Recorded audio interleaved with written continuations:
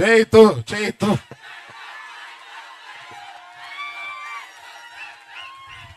బాబు, ఇవాళ మీరు అంటున్నారు, సంవత్సరంన్నరగా నేను కూడా అంటున్నాను.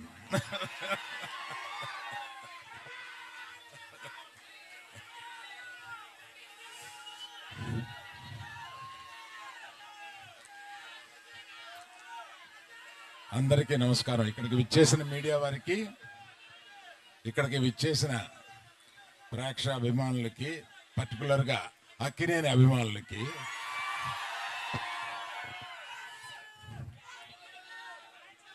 మేము చాలా కష్టపడి ఈ సినిమాని తీసాము.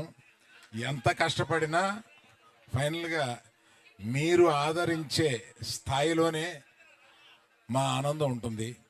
ఈ సినిమా తప్పక మీరు ఆదరిస్తారని నమ్ముతున్నాము. ఎందుకంటే రీజను ఇక్కడ లేని వారి గురించి చెప్పి ఉన్నవారి గురించి చెప్తాను. ఇక్కడ చందు మొండేటి ఆయన ఇచ్చిన బేసిక్ కథని చాలా చక్కగా మార్చి అత్యద్భుతంగా మీ అందరికీ నచ్చేలాగా, మీరందరూ ఈ సినిమాలో చాలా ఆనందపడేలాగా, చాలా గుండెల్లోంచి మీకు హావభావాలు వచ్చేలాగా ఆయన తీశారు. అంత బాగా తీశారు ఆ సినిమా. ఆయన గురించి చెప్పాలి. తర్వాత మన ఫేవరెట్ డార్లింగ్ సాయి పల్లవి గారు అద్భుతంగా నటించారు ఇందులో. మనం అదే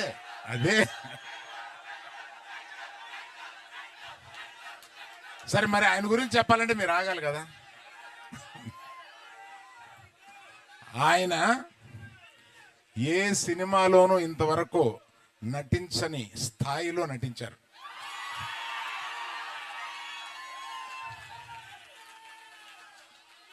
మనకి ఎంత ఉత్సాహం తెప్పించగా నటించారో, ఒక్కొక్క కొన్ని సీన్స్లో ఆయన మన గుండె కరిగిపోయేలాగా కూడా నటించారు. సో అన్ని రసాలు ఈ సినిమాలో ఆయనకి ఉంది కనుక ఆయన తప్పనిసరిగా బెస్ట్ పర్ఫార్మెన్స్లో ఈ సినిమాలో తీసుకొస్తారని చూసిన నేను చెప్తున్నాను. That is Chaitu, our Chaitu.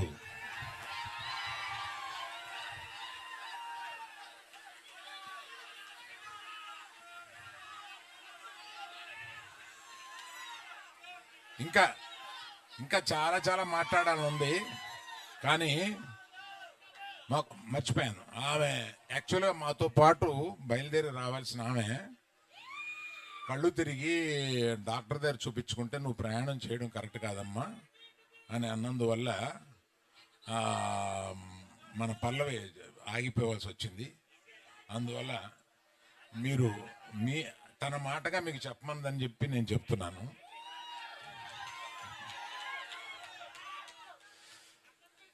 అందరిది చెప్పిన ఈ సినిమాకి ఇంత ఉత్సాహం రావడానికి కారణం మ్యూజిక్.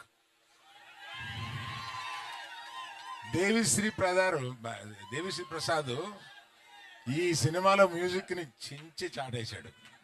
అసలు రీ రికార్డింగ్ స్కోర్ కానీ ఇది కానీ మ్యూజిక్స్ కానీ ఒక్కో పాట వస్తుంటే అన్ని పాటలు హిట్ చేశాడు.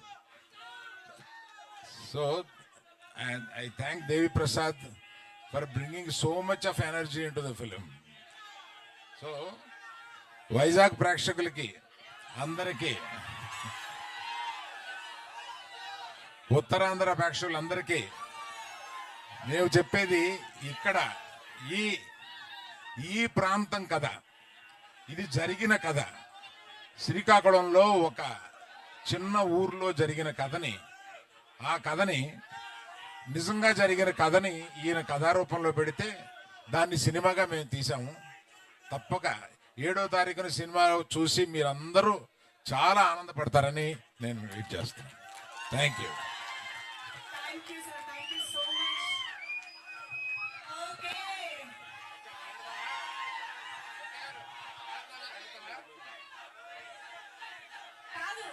ఇంత దూరం నాగచైతన్య గారు